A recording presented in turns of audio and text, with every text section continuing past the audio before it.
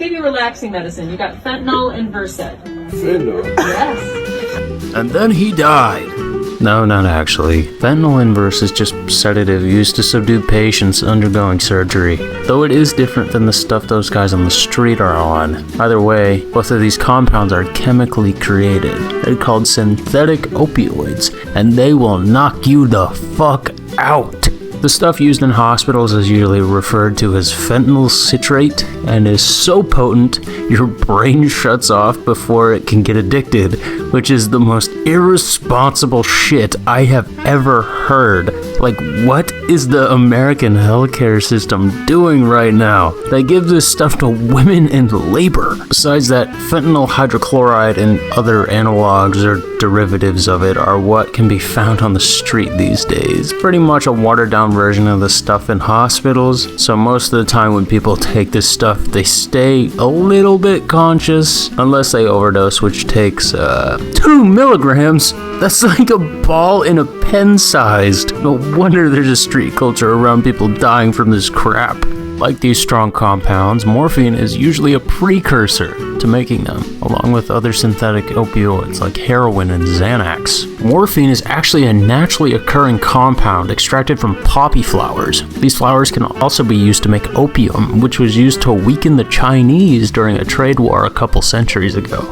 Now, that's a story for another day. Like fentanyl citrate, morphine is used in hospitals for pain relief, which you probably already know. It's considered an essential medicine by the World Health Organization, which is weird because if you change these parts of the compound, you get heroin, which has no recognized health uses. The myth that you have to inject it isn't true though.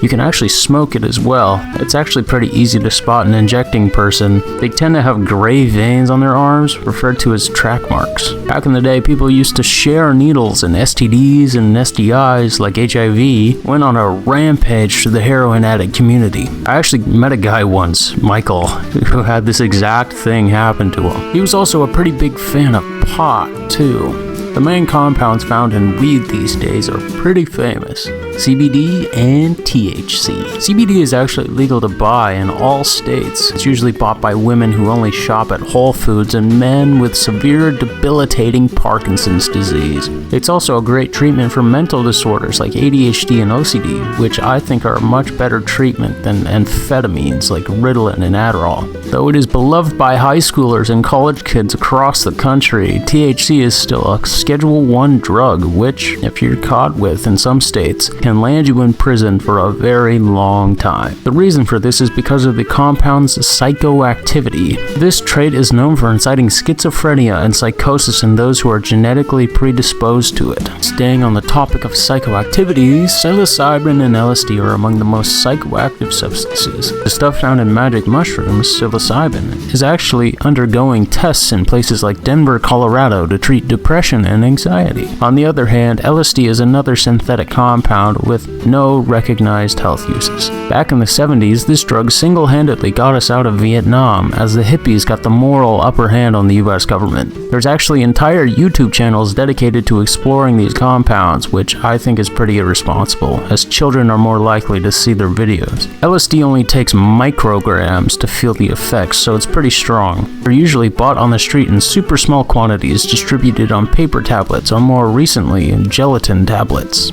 Alright guys, what did you learn today? That's right, there's little to no chemical difference between legal and illegal drugs. Hey, this video took a little while to make, so hit that subscribe button for more. Support the Patreon if you're a cool guy.